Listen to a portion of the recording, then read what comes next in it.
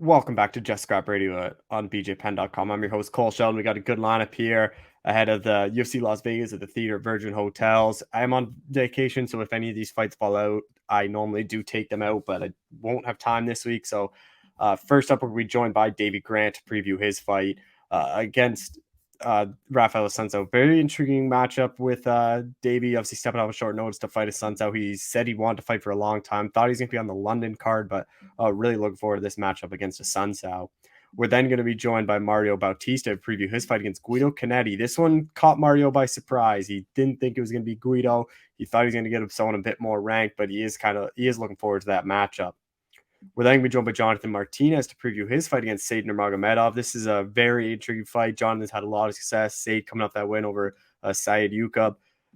Jonathan thinks he has all the tools to beat Said. He thinks on the feet he has a lot of success, and then he'll kind of turn Said into a wrestler. But really good chat with Jonathan, even though it is hard to get a lot of words out of him.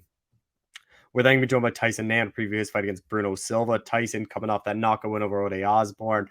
He's really looking to start kind of stringing together some wins. He knows he's getting up there in age. He thinks this is kind of his last run to a title, and knows a win over Bruno gets him into that top 15, really starts, or it gets him like a top 15 guy next. And then we close things out talking to Austin Lingo to preview his fight against Ricardo Ramos. Austin hasn't fought in a long time. We kind of talked about that and kind of the struggles he had as he had to pull out a Jonathan Pierce fight in the last October or February, and then the David Onama fight in July. But he's fully healthy and he really likes his match against Ricardo, and it's a fight he's really looking forward to. But be sure to share the show, subscribe, and tune in next week for another episode of Just Scrap Radio.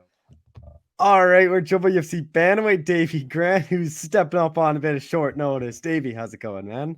Don't call you good, man. I'm doing well. Been a long time for you. Like, we talked Yeah. about the Smolka win. You thought maybe a quick turnaround after getting the knockout. Like, what kind of took so long? Like, here we are 10 months later, and you're I, finally getting back in there. I don't know. I was waiting for a fight. I was really wanting to get on the London card, Mhm. but yeah, the matchmakers had other plans. So I was a bit devastated about that, and then I got offered the short notice fight. But I was yeah, it just sort of like I don't know, things just weren't sitting in for me. I'm not sure why I didn't get the fight. I know obviously with the way things are ever since COVID and that, and there's a lot of people can't get in America and stuff. There's a lot of people still want to get out, and I understand, especially on the European cards. I think there's a lot of people can't get into the States because they haven't been like vaccinated or whatever. Mhm. So they maybe have a few more people who sort of jump the line, because I've been getting lots of fights in Vegas anyway. So it wasn't ideal, but I mean I stayed fit and healthy all year round. So to be offered the fight on just a bit of short notice was no problem to me. I'm always training. How'd you kind of get this opportunity? Like, did you hear Kyler was out and you kind of threw your name in, or were you just kind of surprised and offered it? Yeah, I mean, I heard. It was first of all there was Cody, because Cody's opponent pulled out, and my manager said, he said, look, there's a fight there, and so I thought, oh well, I'll take a short notice fight, no problem. And then that fight never came off, and then he said, look, they said there's another one the week after against Rafael Assunção. I said, right, I said no problem. I said I'll take that one then. So yeah, I want to get in there against the best guys as soon as possible. That's always been my goal. And then getting a guy like Rafael Sunso, like, kind of how happy were you when you got that call? Because he's obviously a big name in this division. Oh yeah, definitely. I mean, he's a veteran. He's a legend. He's been about ever since the UFC merged with the WEC, and he's got some crazy wins on his record. Like wins on against Jorge Masvidal, a lightweight and stuff like that. I mean, he's an absolute veteran. So yeah, I was really ecstatic to get the fight. In all honesty. I'm sure you have watched a Sun's fights like plenty, but like, Yep. did you have to go back and kind of like rewatch them just kind of really figure out the game plan for this one, or were you Yeah. already kind of really prepared for it? Yeah, definitely. I mean, no matter who I fight, I always sit and sort of study a lot of tape of the guys, especially like the most recent performances. But it's always nice to go back to the older ones as well. Like, see, because like a lot of people, they sort of tend to stick to the same things. Like what happens when they get flustered, what happens when they're doing well going forward. They sort of go into like sort of autopilot. So it's good to watch the old fights as well. But yeah, I'm just been sort of watching a few of everything and coming up with my game plan. I obviously you're in Vegas. Like, have you been there for a while, or did you kind of fly out once you got the call? So got the call on, I think it was a Friday. On a Friday, flew out on the Tuesday. And have you always been doing your camps out in Vegas, or did you just kind of think of doing it for this one? No, this will be my third camp out in Yeah. Vegas. Last time I spent like 8 weeks out there, and I get on really with the guys. Like John Wood and all the dudes at Syndicate are really cool. It's been like a home away from home, and it's and it's my fights have been in Vegas as well. It just all seems to work. And then a ton of guys. Like I've seen some pictures of Syndicate. Like you have Marab, Sterling. Like I saw like Chiesa who was out there. Like and then you got like Vince, Brady Heastand, and like what's kind of the room like for you being able to trade with all those high level guys? Yeah, it's pretty. I mean, it's nice to just to go and just like you can pick your round on the mat, and it's a hard round. Anywhere you go, all UFC level guys. It's like, I mean, I get great training at home at the gyms where I train, but this is like there's just so much more variety in the rounds and stuff that it's just good for your training, good for your confidence, and yeah, putting it all into practice. Oh, with the Sun Tzu's last fight, like what you make that? Because obviously a lot of people were already writing him off before that just because he had lost like the four in a row. People kind of thought he was done. He kind of proved a lot of people wrong with that win over Victor Henry. Yeah, definitely, he did well. No, yeah, he implemented his game plan really well. He was obviously coming. It's hard, when you've been losing a few, and he came and sort of like proved all the critics wrong and showed that he still deserves to be there, hanging with the top guys. He obviously fought Sterling. That was years ago. Have you picked his brain at all about kind of what he saw or felt in there? No, I mean, I was talking to Aljamain today, but we never really mentioned it. So, no, I mean, I'm more like just because it was a while ago, and like a Yeah. lot change. So, yeah, I'm just sort of just concentrating on what I'm gonna do. You know what I mean? Aljo are total different fighters, so I think it's best that I just concentrate on my best assets. How do you think you match up against him? Because like on paper, this could be a really fun one. Oh yeah, hopefully it is. I mean, that's what I'm here for. I'm here for exciting fights all day, every day. That's all I want. And yeah, I mean, hopefully we can go and have a good tear up. I mean, I'm looking forward to it. Like I said, it's a big name, and it's a chance to propel myself in the division. So yeah, I'm excited. I can't wait. You obviously have a ton of power. We did see a Sunso get knocked out by Cody and Ricky Simone. Like, so how do you kind of see this one playing out then? Yeah, I mean, look, I'm going in there to knock him out. I'm always going in to win Mhm. by knockout. That's I mean, like, no disrespect, but that's just that's how I like to fight. That's how I like to win. I think it's the most exciting way to win, and that's what I'll be looking for. So yeah, I'm gonna try and finish it within distance and see what happens. Are you like worried about like I know it is short notice, like do you worry about cardio at all, or do you just kind of or you're always kind of training and that's not a big concern for you? No, not worried at all. I mean, it was weird, right? But I was really fit the last time I was out here, and I feel like Mhm. I'm fitter now. I feel like I've literally walked in where I left off, coming out of camp at the smoker fight. It feels like I haven't been away at all. It's just everything's so familiar over here now that I mean, I've not just took my foot off the gas because I never know when you never know when a fight like this could come up. So I'm at the age now where this is all I want to do. I've just got to put the most into the sort of like the these last few years of my career. So I like to stay healthy and just be ready to grasp these opportunities with both hands. And then with this one, like obviously, I imagine you'd have liked to be on the London card like the week later. Like, was Yeah, that a bit disappointing? But then, yeah, obviously, in hindsight, you end up getting this probably bigger fight than what you would have got in London. yeah. That's it. I mean, they say everything happens for a reason, don't they? So yeah, don't get us wrong. I would have loved to be on the London card. The atmosphere at the London events is absolutely electric. But then it doesn't matter where you are. It's a lot more about who you're fighting. Like that's so. I feel like this is a great fight to go on, propel myself in the rankings, and then maybe start um ticking off the top 15 guys. Hopefully after this win. Are you surprised they haven't put you on any of the London cards? Like they obviously had two last year. They had they're having the one in March this year. Like I was looking, when was the last time was in London? Was that the Bisping Henderson card you were Yeah, on? God, I haven't fought in England since 2016, Yeah. 2017, I think. So yeah, it was a bit of a surprise. Like I said, they must just have other plans. I'm not too worried about where I fight. It would be nice to fight in London more so, just so a lot of my friends and family can come watch me again. Mhm. Like they spent a lot of time supporting me when I was coming up through the ranks. And then my first few fights in the UFC were a lot closer to home.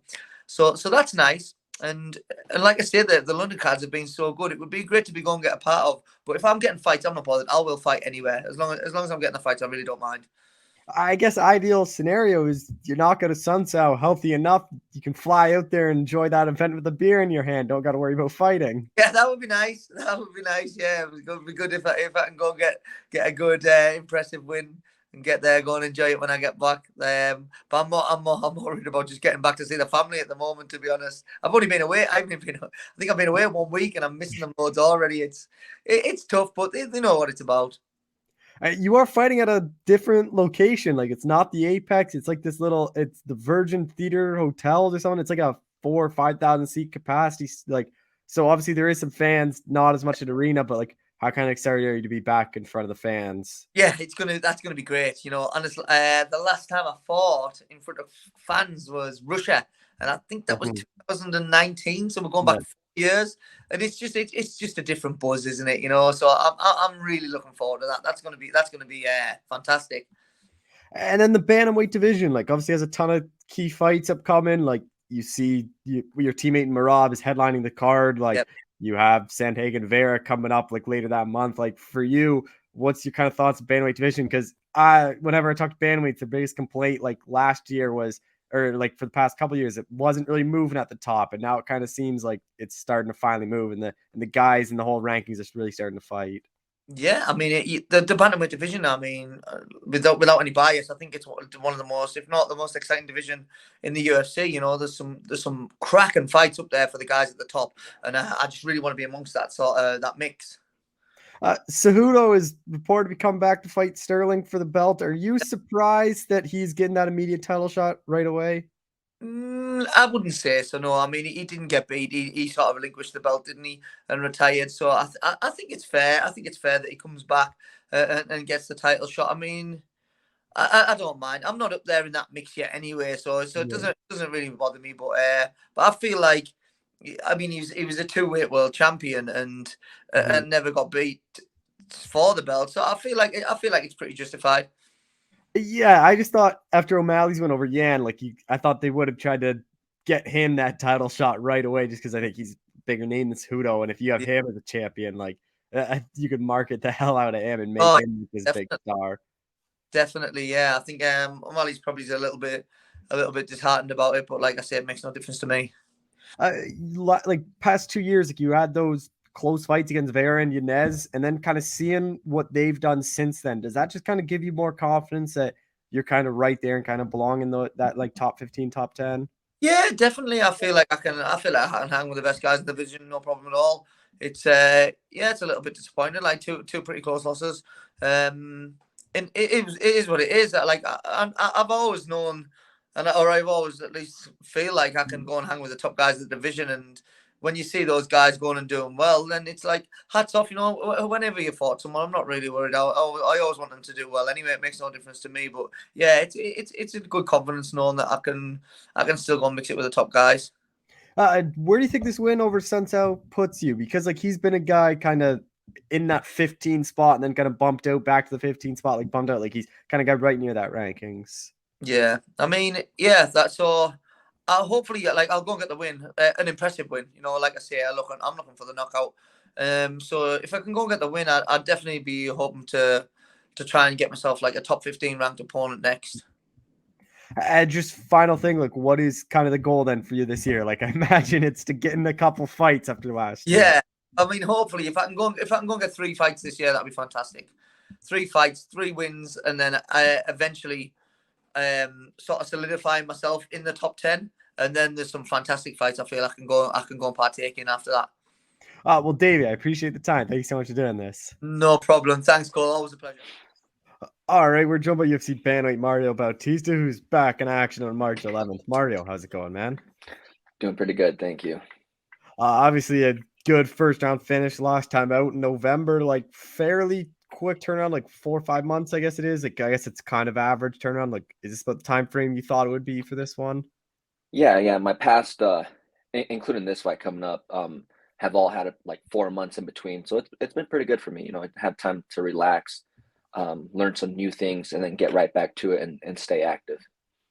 And Guido Canetti, this one caught me off guard. I didn't really expect him being your next opponent. Were you surprised by that offer too? A little bit, I was a little surprised with Benito too, Hmm. and then this one as well, because I thought for sure, like I made my point, like, hey, I belong with the top, but it is what it is. If anything, it's just more experience for me.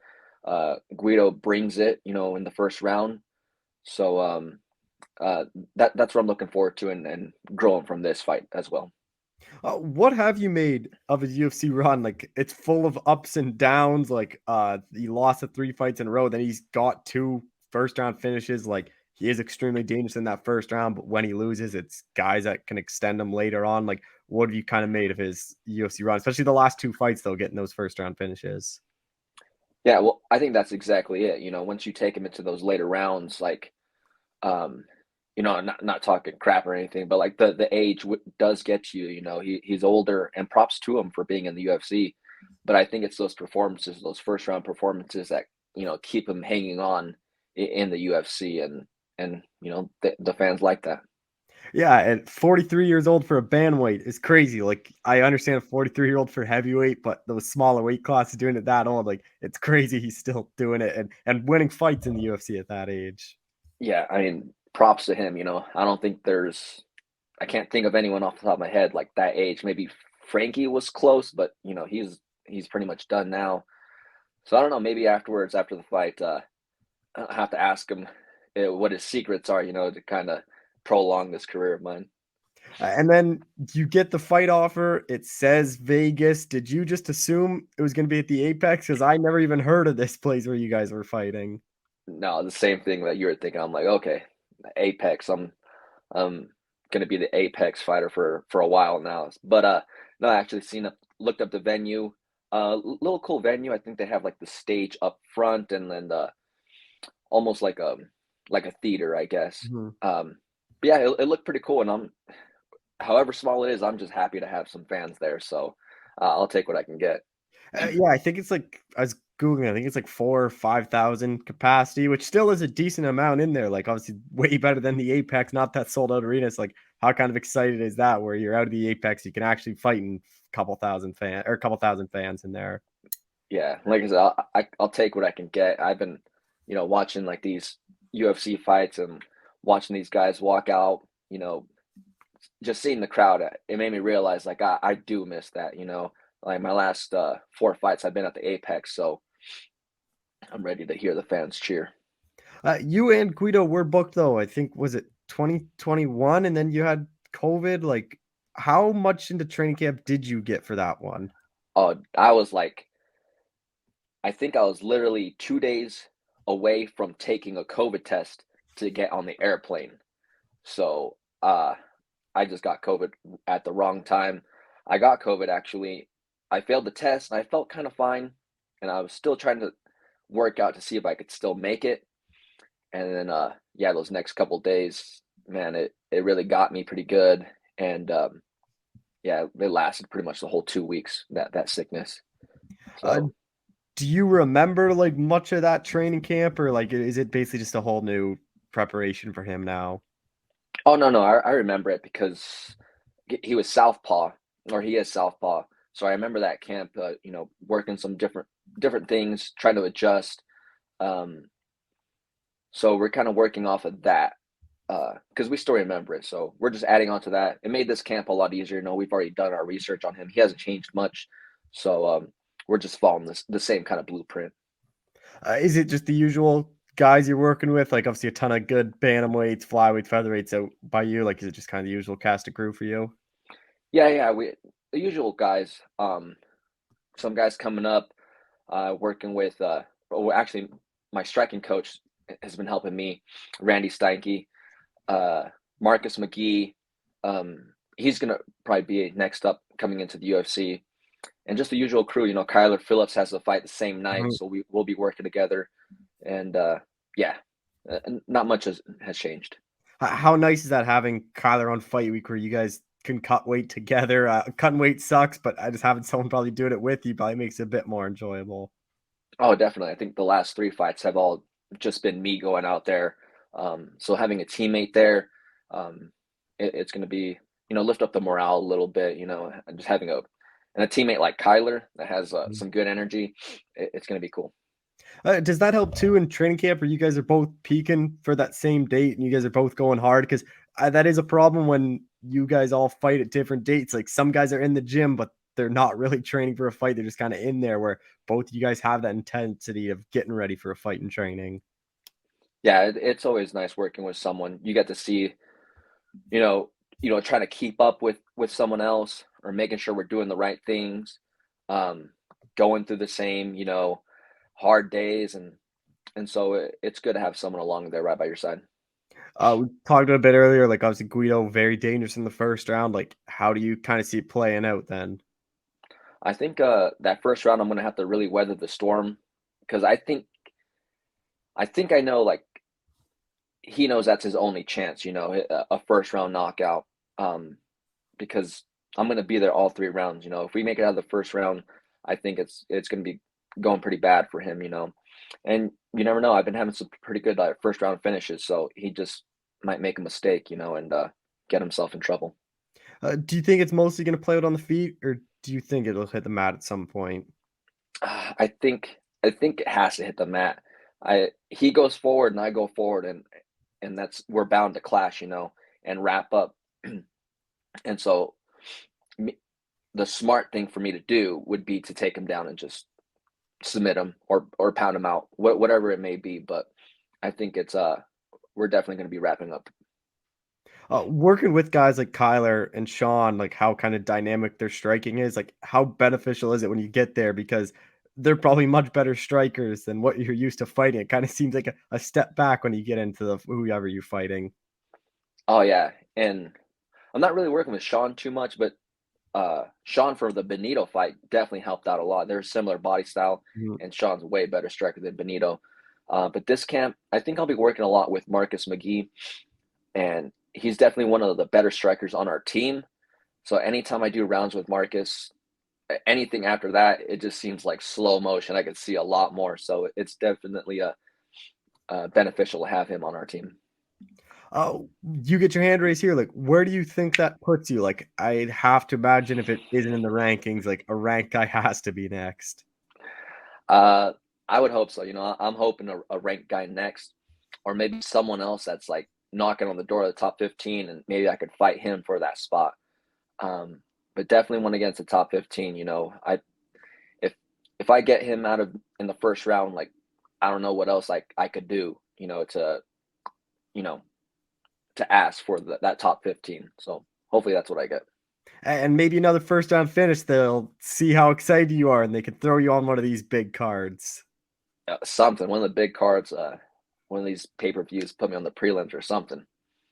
Uh, Bantamweight division, like it's moving along pretty good. Like obviously Marab and Peter are the main event of your card. Like you have Sterling saying he's gonna fight Cejudo, like kind of leaves O'Malley out, but like Vaughn's fighting Yanez. Like, what are you kind of thoughts? And then obviously Vera Sandhagen, like what are you kind of thoughts of Bantamweight division? Like there's some pretty big fights kind of happening right around when you're fighting.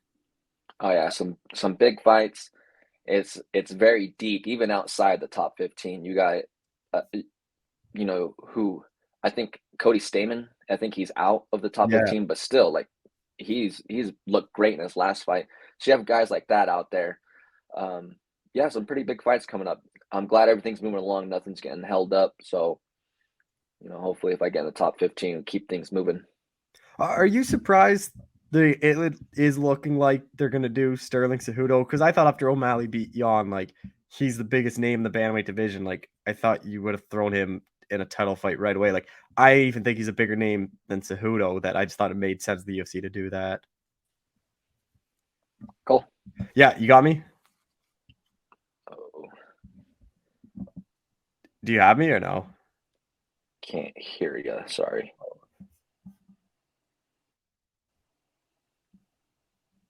Hello.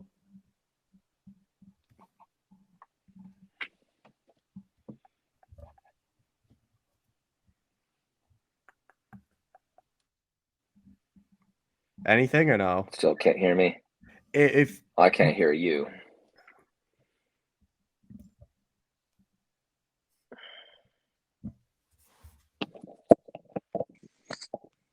anything?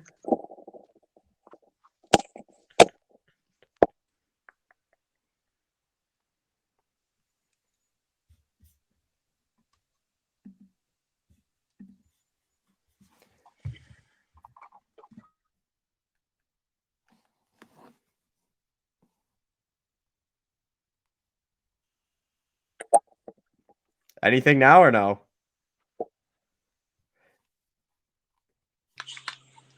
Nothing? Oh, I can hear you now. Okay, perfect. I just had a couple more questions, so we'll get through Oh, it. sorry. I was just saying, like, are you surprised the UFC it's looking like Sterling Cejudo next? Like, I thought after O'Malley beat Jan that he would be getting that title shot. Yeah, but I think they're just trying to, just make a big fight, Cejudo and Sterling, and I don't know like what's a bigger fight than Sean and Sterling, but you know, it is what it is. I mean, whoever wins, I think Sean has the next shot. So, um, and either of those fights are going to be big either, no matter what. Do you think Sean takes a fight in the meantime, or just kind of waits to see how that all plays out? No, I think he'll wait and see how it plays out, and hopefully none of them get hurt, and he's able to fight right away. But if one of them does get hurt, I think he will take a fight in the meantime. Maybe if Cheeto beats Sandhagen, maybe that's a fight they could line up. Just two more things. As a guy you train close with, Casey Kenny. We obviously haven't seen him in a while. Like, what's kind of the update with him?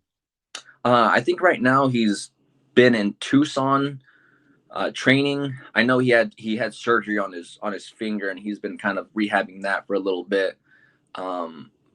But other than that, hopefully we see him back in the gym soon. I haven't heard too much from him. Just heard that he was down in Tucson training and rehabbing his finger.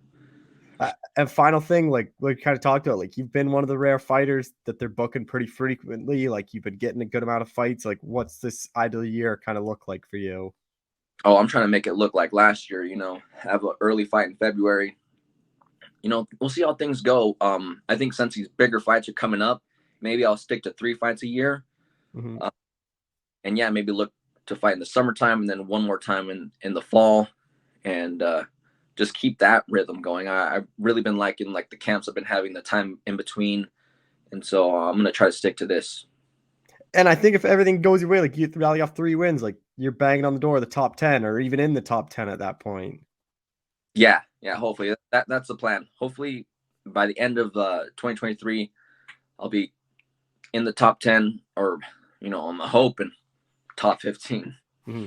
Well, Mario, I appreciate the time as always. Thank you so much for doing this. Cole, thank you. I appreciate it. Yeah. All right, we're joined by UFC bantamweight Jonathan Martinez, is back in action on the March 11th. Jonathan, how's it going, man? I'm good, doing good. How about yourself? I'm doing well. Like, I quickly want to touch on your last fight. I know we talked after that, but what a performance over Cub Swanson. Like, when we talked before, it was kind of like you were kind of excited and honored to fight him. Like, looking back on that performance, like, how happy are you with that? And especially finishing a legend like Cub. Yeah, I was really excited. I trained hard for that fight, so it paid off. So I was really excited. After that win, like, what did you kind of expect? Like, was it like Sade on your radar, or did you not really know who would be next for you after that one? I didn't know, but I knew it was gonna be a ranked opponent, so I wasn't sure who I was gonna fight and stuff. How happy are you to get Nurmagomedov? Like, obviously the last name, and then he is a ranked guy, which I know you've been after for a while. Yeah, I'm really excited. I've been training my ass off for this, so I'm really excited to prove that I should be ranked and stuff. And then I imagine on the contract it says location Vegas. Did you just assume it was going to be at the Apex? Because I had never even heard of the place you're fighting at until it kind of came out. No, I don't think it's in the Apex and stuff. No, it's at like the Virgin Theater. That's what I was saying. Like when you just saw it was in Vegas, did you just assume it was going to be at the Apex? Yeah, I thought so. I was like, man, another closed doors, but it's gonna be open crowd, so it's pretty good. Have you like ever heard of anyone fighting where you guys are before? Or, like, is it going to be a whole new atmosphere for you? I think it's gonna be new. I I guess it looks like a little. I don't know. It's kind of weird how it looks. So we just have to see and stuff. I think it's like 4,000 or 5,000 fans. Like obviously not a full arena, but a lot better than the Apex. So how exciting is that to be back in front of fans? Yeah, I'm excited for that. I like seeing the crowd and the crowd screamings, so I'm excited. Does that change the way you fight at all, being in front of the fans? Mm, Not really. It's the same thing. Crowd, no crowd, so I still go in there and perform. With Sade, like his last fight, what'd you take away from that one? Because obviously Kakramanov had a lot of success earlier, and then kind of just got caught in the choke.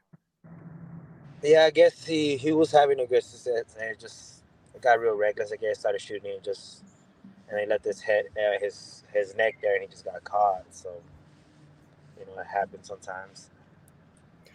Sade is a very good striker. He does have a good submission game. Like, do you expect this one to just mostly play out on the feet? Yes and no. I feel like he's gonna try to go to the ground too. So it doesn't really matter. So I'm preparing for everything. And then he does like a lot of spinning stuff as well. Like, is that hard to prepare for? Or how do you kind of get ready to prepare for that?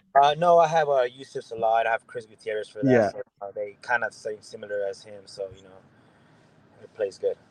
And then how important will Chris be in this one, especially with Sade's kicking? Like, I imagine Chris probably is the better kicker and kicks a lot harder than what Sade does. Yeah. So Chris is a big part. Yusuf Salah is a big part. They're the same height thing. So so everything's playing out good. I'm really excited for this, and I'm excited to perform March 11th. What's kind of like the energy in the gym? Like, obviously, Mark went through that thing, and then he's now like fully healthy now. Like, is that just a big motivational like boost and like kind of boost of morale for everyone in the gym? Yeah, it's a big motivation. He's there every day. That guy. Doesn't take no breaks. He always wants to see all of us succeed and stuff. So I'm really excited to go in there and show my skill and show him. How do you kind of see this one playing out? I don't really like saying much about it. I just gotta tune in and watch March 11th. I know he trains hard. I train hard, so just pretty much like the better man win. Style-wise, like it seems like it should be a pretty fun fight, and both of you guys are pretty durable. Like, do you kind of expect it to go pretty late and maybe even hit the scorecards? I don't really know. Hopefully not the judges, but try my best. I train really hard, so got to go in there and show it and show my skills. Obviously, he's ranked 14th, so like a win puts you in the rankings. Like, what would that mean for you to be a ranked guy in the UFC? Oh man, that's kind of exciting. I just want to be ranked, and then just call the next ranked opponent. So just keep climbing up from there. And about 5 months after your last one, like, were you hoping to return sooner than this? No, I think it's a perfect time. Just come back right now. And 2023 still got a long way, so hopefully get 3 more in. And then the card you're on has a lot of bantamweight fights. Like obviously the main event, like you have your fight, like Mario Bautista's fight, like Victor Henry's on it, a Suncel's on it. Like, do you kind of imagine like your next guy could be someone on this card? Because I think there's like 5 or 6 bantamweight fights on your card. Yeah, that's pretty cool. I was watching that, so it's kind of exciting. A lot of banners are fighting that night, so it's pretty exciting. Oh. And then with the main event, like who do you kind of see win that one? That's a very interesting fight for headlining your card, and Yan versus Merab. Yeah, man, that's a tough one. Peter has the power, and then Merab has the wrestling, so I got to go with the striker. So got Peter on that. And then obviously Sade is ranked 14th, and then kind of above him is Yanez, who's booked, and obviously Chris is a teammate. Like, do you really know what would be next? It seems like a lot of those guys kind of right above Sade are all kind of booked up already. Oh man, my last fight I caught Dominic, so hopefully good performance. I get that chance now that I will be ranked and stuff. I think that you actually probably would have a much better chance now that you're ranked rather than him fight. Say like losing to an unranked guy probably doesn't look as good for him, but if he loses to a ranked guy, at least that's something like fans won't hold against him too much. Yeah. And then just a couple more things. Like obviously Chris has his big fight against Pedro Munoz. Like how kind of exciting has that been for you two? Where like back-to-back fights, both you guys are getting big name opponents. Yeah, I'm excited for him. You know, he trains really hard too. You know, he's gonna be in my corner and stuff. So you know, I'm kind of excited him to watch me, and then I go out there and watch him and support him and stuff. Final thing, like, what is kind of the goal then for you this year? You know, honestly, just climb the rankings. You know, I want to be in contender next in line. You know, hopefully I'm healthy, and you know, hopefully get a shot next year. So, Well, Jonathan, I appreciate the time. Thank you so much for doing this. thank you. Yeah. All right, we're joined by UFC flyweight Tyson Nam, who's back in action on March 11th. Tyson, how's it going, man? I'm doing great. I'm doing good, and feeling strong. Obviously, last fight, like an early first round finish. Like, were you a bit surprised it took this long to get you booked? Because I thought you might have been able to make a pretty quick turnaround after that fight. Yeah, I was thinking January would have been great. Even December would have been good, but I'm thinking that everything was just booked out, end of the year, beginning of the year, everything is just booked out, and it just somehow took this long to get me back into the cage. And then with Bruno Silva, like, were you surprised this is a guy you got, or like, what were you kind of thinking for your next fight after that knockout over Ode? I wanted David Vorak. Mhm. That's who I wanted, but hey, Bruno can get it too. Are you surprised it isn't a ranked opponent for you? No, not at all. I mean, I did come back off of ACL surgery, and even unfortunately, I didn't get booked until 6 months after my last performance. So I mean, I'm not surprised. I'm not upset or anything. A fight is a fight, and I take every fighter seriously as if they were a ranked opponent. Every time I talk to you, when I look at your little Tapology page, I get blown away that it's 39 for you. Like, do you even feel like that, or like, because you still, like, even when you fight, like, you don't look like you're slowing down, like your speed's still there. Like, are you surprised you're still doing this at a high level at 39? It's a real confusing time for me because at this point in my career, I mean, all of the greats are going down and moving their way out of this career at this age. But man, I somehow found the fountain of youth because I still feel myself getting better, still getting stronger, even still getting more athletic. So I'm really confused at this time because I for sure would have thought 10 years ago that yeah, I would have been done with this career, but I'm still even hungrier than ever than even when I first started. I'm just obsessed with this, and I've just taken it to a whole nother level way of living. Uh, because that, like, has there ever been thought of like how much longer you got, or you just kind of take it fight by fight and kind of see how the training camps go? All of my friends and my family, they ask me, hey, how much more fights you guys like?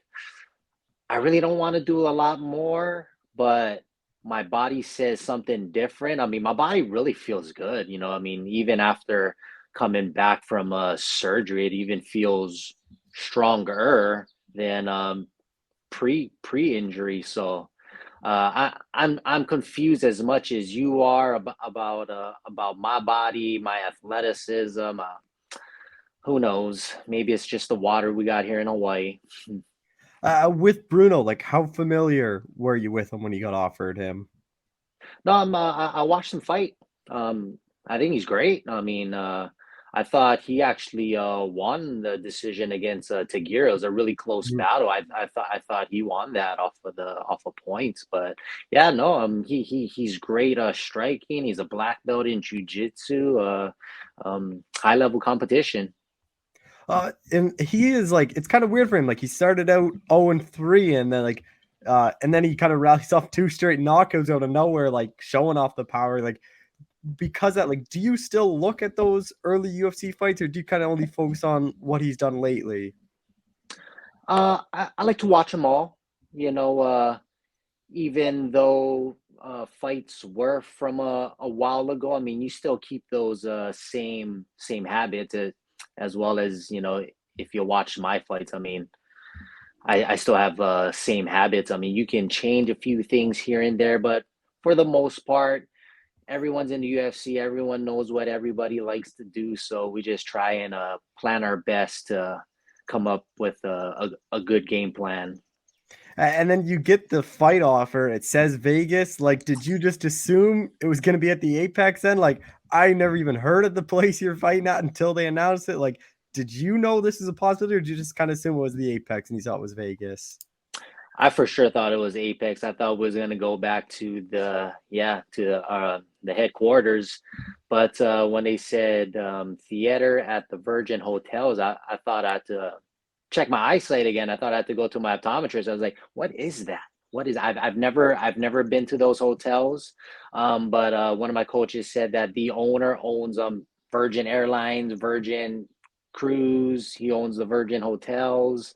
I mean, so yeah, let's pop the cherry on top of this one.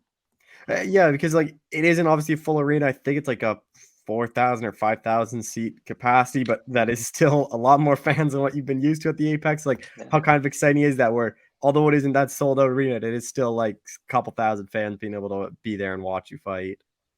It's always exciting. You got 10 people in the crowd. They'll make a sound to where you can hear and get you excited. Even though my last fight, we were probably the second or third fight on the card. So I mean, empty arena, but there was still a couple of maybe like 2,000 people there. But even with that amount of people, it felt like normal again. It felt you could really feel the vibe, the energy when you're about to throw some fists. I'm not sure if you know, because I don't even know. Do you know if it's the smaller octagon that they use at the Apex, or do you think it is the bigger one that they do for the arenas? And then if you do know, like, does it even matter to you? I honestly don't know. I hope it's a smaller cage. I feel like I do my best work when I'm in the smaller cage. I don't like a lot of dancing, moving around. I want to get straight to the job at hand. With Bruno, like he has shown a lot of power, pretty good chin. Like, how do you think you match up against him?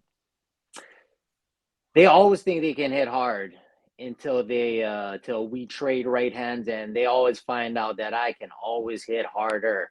But no, he has a great sneaky right hand, knock people out with it. So I always like my odds whenever we're thinking we're trying to trade power for power. I'll put money on top of myself every single time.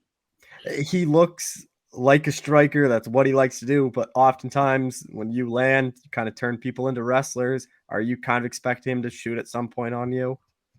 Yeah, I mean he trains with Henry Cejudo. I mean that's wrestling in itself. So I'm pretty sure that they're doing it on a daily basis, coming up with these game plans to throw me off of my game. But I think we'll be well prepared for whatever they got to throw at us. All your UFC wins are by knockout. They often don't last too long. Like, how do you kind of see this one playing out then? Yeah, I mean, if I'm thinking Bruno's gonna come out, I mean, Bruno likes to come out. He likes to push the pace. I like to come out, push the pace. So it's just gonna be a car accident right off of the get go, and we'll see who gets lucky first. Whose right hand lands first. You are a bit bigger than him too. I think like 3 inches in height, 2 inches in reach, or vice versa. Like, how do you think that plays a role in the fight? Man, this must be like it's a very rare occasion where I'll actually have a reach advantage. Yeah, at least from my previous opponents. I mean, these flyweights had some. My previous opponents had some really long arms. I mean, O'Day with like a 73-inch reach, Schnell with a 70. I mean, but I never, even though I train with guys that have longer reaches. I mean, it's never been a problem as long as I put myself in the right position. I land this right hand, and it's always night. Is it just the usual cast of crew you're working with in Hawaii for this one? With the guys from Gracie Technics, Legacy MMA, Rylan Lazares, and Ivan Flores. So we got a great team, great input, a brain's eyes coming up with putting in this masterwork. What's it like for you guys out there right now in Hawaii? Just because, like, obviously Dan picked up that big win, and then Yeah, Max has got his big fight, your fight. It seems like kind of a pretty good time for Hawaiian MMA out there. it is. It's always great over here. I mean, the weather's always warm, so it breeds fighters. I mean, when I did live in Portland, it was hard to wake up in the morning to get up and exercise. I mean, it's 40 degrees, it's 50 degrees, and all I want to do is just stay in bed. But it's warm all year round over here, so it's not a problem to get up, go and run, go and exercise, get this day started. So, but for Hawaii fighters, yeah, started 2023 with Dan Ige's beautiful knockout. So we just plan on continuing with that. And when I went to Hawaii, like, shaved ice is like one of the greatest inventions ever, and I don't know why it's not more popular out here. I don't think maybe you guys don't shave the ice fine enough because it's all in the machine. The finer you can shave the ice, the better it is. And I mean, they got some machines out over here that does it just right. Because I've had a couple in the mainland, and it was more like ice instead of like that fine snow type of just soaking that syrup type of ice. But yeah, what's your favorite flavor? I went Which one did you try? I think, what did we do? We did one like almost every day. Like, we had a lot of flavors. What did we do? We did like a rainbow one. Yeah, we did that one. I want to say maybe like a coconut or pineapple one, maybe something like that. But even without flavors, did you get ice cream and the azuki beans in it? We did once when we went to like a traditional one. Then that's like the resort we were staying at. Yeah. That's the only way to get it.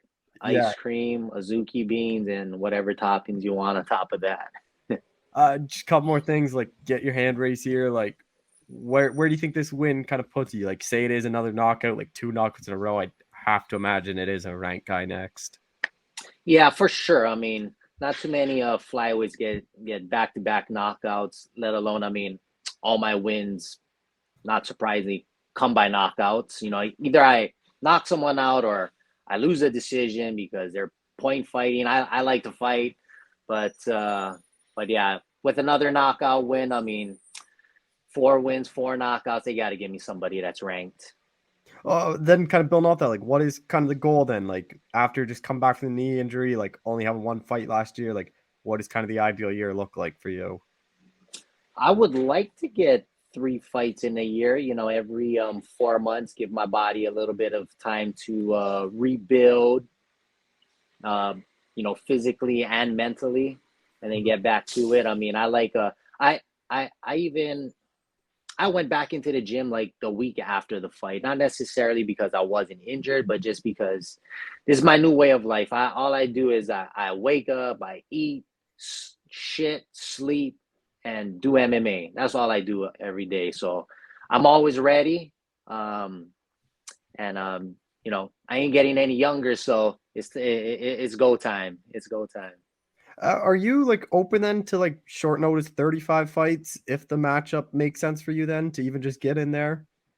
I mean, I have well, not myself short notice, but I've had opponents come in short notice at 135. My first, you know, against Zaruk Adashev and Rivera. So, you know, I used to fight at 135, but I feel like I just come in better shape when I have to make 125. I got to put in that extra run. I got to do that extra practice.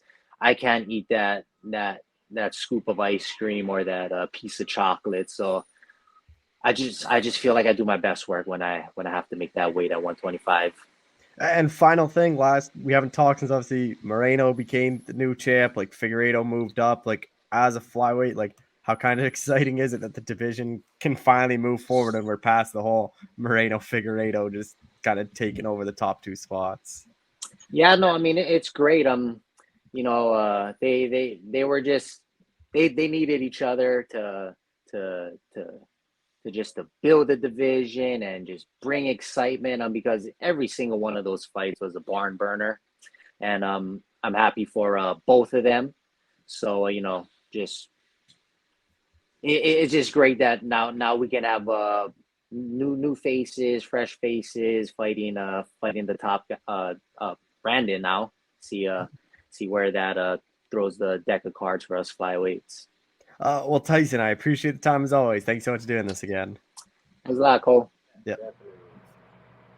All right, we're joined by UFC featherweight Austin Lingo, who's back in action on March 11th. Austin, how's it going, man? Good. Obviously, last year, probably pretty frustrating year overall. Like, what has kind of the last 12 months been like for you? Obviously, 2 fights, had to pull out both of them due to injuries. Like, kind of take you through that past year.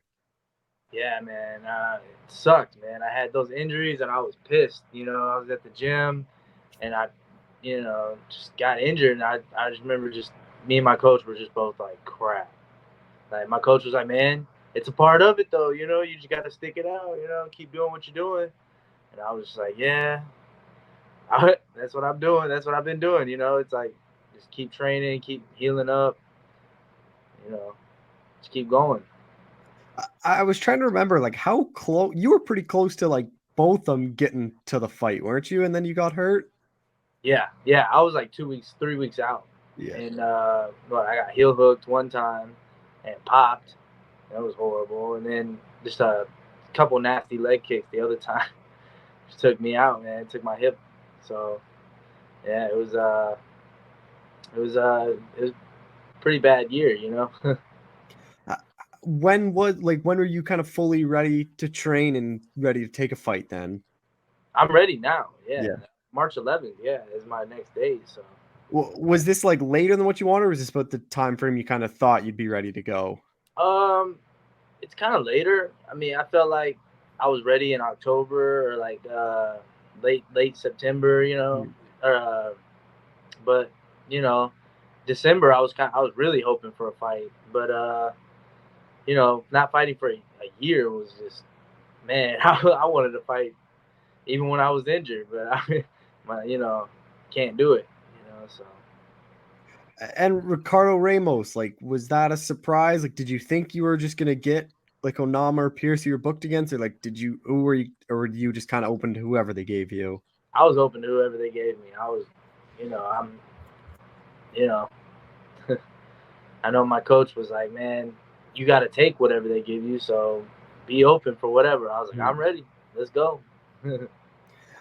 Ricardo has like a couple of fights. Like, what have you kind of made of his run in the UFC so far? Yeah, he's made a good run in the UFC. I've seen a few knockouts. I've seen his spinning back elbow is really nice. He's got some ground game. He's got some takedowns. He's a black belt jiu-jitsu. Like, he's a well-rounded fighter, so definitely. He started out his career at bantamweight. He's been a featherweight for like, I think 3 years now. So do you kind of expect him to be that kind of full-size featherweight then and not really have too much of a size advantage? Yeah, I mean, I want to think so.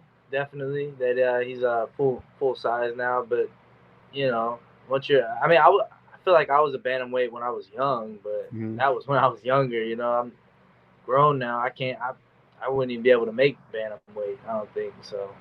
I mean, I think I'll have a little size advantage on him. And then with Ricardo, like, obviously he throws a lot of spinning stuff. So like, how do you kind of prepare for that and get ready for that? Because he throws like a lot of unusual kind of strikes you don't see in every fight. Yeah. My teammates, that's what they throw. They all got elbow pads, and they came to the gym. They were like, hey, I got elbow pads for you today. I was like, oh, thank you.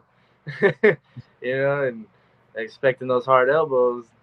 And hey, they've been throwing them. They've been, and a lot of Muay Thai defense, a lot of just not boxing a lot. So it's gonna be fun to get. It's gonna be a fun fight.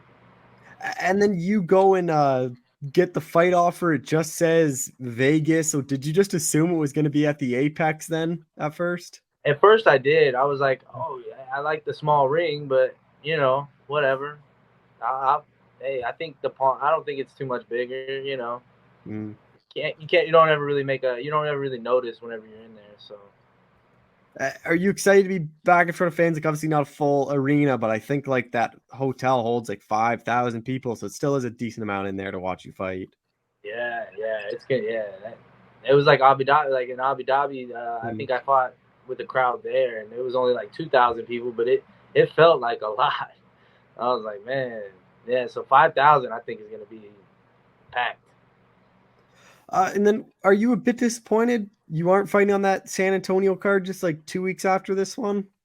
Yeah, I mean, I love fighting in Texas and near my hometown because then more people can go. You know, a lot of family can go, but maybe the next one after that. You know, maybe my next fight. I guess it could be a bit more fun for you if you get into the crowd and you can enjoy some drinks and not have to worry about fighting. Yeah, definitely. Yeah. Oh, yeah, definitely. With the Ricardo, like obviously he's a very good striker, kind of underrated grappling. Like, how do you think you kind of match up against him? You know, he's got a lot of.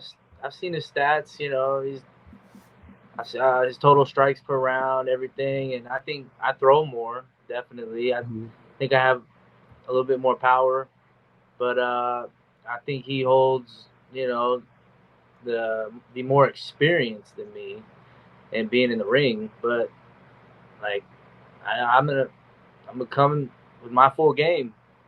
You know, so.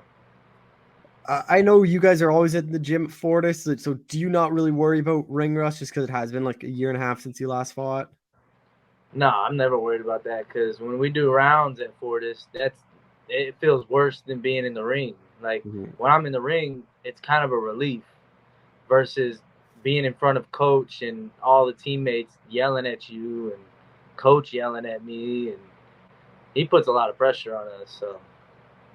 And then you have a lot of teammates kind of fighting right around you. Like you obviously have Jeff the week before. You have like a couple guys on the San Antonio card. So what's kind of like the morale like in the gym with so many guys fighting so close together? Yeah, man. Everybody's doing rounds. You know, it's like, oh, Jeff's first. He's got this many rounds. You know, Austin's next. He's got this many rounds. And you know, it's like if you're getting yelled at, it's like you just hear them getting yelled at, and it's like, oh man, I don't want that to be me. You know, so you kind of know just being around the environment, you don't get nervous. I mean, the nerves and everything, everybody's nervous, but not at the same time because we're all kind of there to help each other. Whenever I first started talking to like all you guys at Fortis, like Safe, Jeff, like early on, like it was always how they didn't felt like they got a lot of respect, and now you see like Brandon Moreno pick you guys to train with. Like, what's that kind of mean for you guys, where he wants to like work with you guys and work under Safe, and kind of how far you guys have kind of come these past couple of years? I mean, it's cool. I mean, we're all UFC fighters, so it's like just it's pretty cool, I guess. With your fight, like obviously Ricardo, very dangerous. Like obviously can get a lot of knockouts. Pretty durable guy too. Like how do you kind of see this one playing out?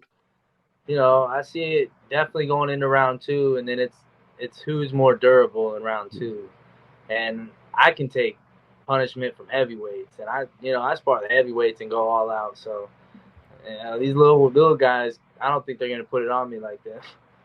A lot of the shots I throw are just power, and a lot of shots are fast. I can be fast, I can be powerful, I can go to the ground, whatever. Do you think because of the layoff, like fans might kind of forget and kind of like overlook like how kind of good you are and kind of just kind of write you off in this one? Most definitely. I think a lot of people haven't seen me fight. I think I've only had those 2 wins in the UFC and then the 1 loss. So I think a lot of people just revert back to the Zalal fight. And that's the one that they saw because it was before COVID. It had a crowd. But I think this one with having a crowd is gonna definitely open the fans' eyes up to me and stuff. And that's the law fight. I remember talking to both you guys before that fight. That was like put together on like 2 or 3 weeks notice or whatever it was. Like both you guys weren't even in the UFC. You both signed. It's like, all right, you're fighting in 2 weeks. Like, here you go. I know. I remember being, 20 pounds out or whatever, 20 something pounds out. I was like, what? I can make it, whatever, Just a couple more things. Like, you get past Ricardo, like he obviously has some good wins, kind of a known guy in this division. Like, where do you think that puts you in the division? Because like you've been booked up against like Jonathan Pierce, who we see is like a top 15 guy. So like obviously they've matched you up with guys that are kind of right on that level. Definitely. I see myself being there in the, top 20s, hopefully get to 30 something, 20 something after this fight, and then maybe jump to 15. Just final thing then, like what is kind of the goal then for you this year? Like I imagine after last year, it's probably get as many fights as possible. That's my goal, definitely, man. Just go in there and fight as much as possible. All right, well, Austin, I appreciate the time. Thank you so much for doing this, man. Yeah, no problem, man. Thank you. Yeah, have a good one.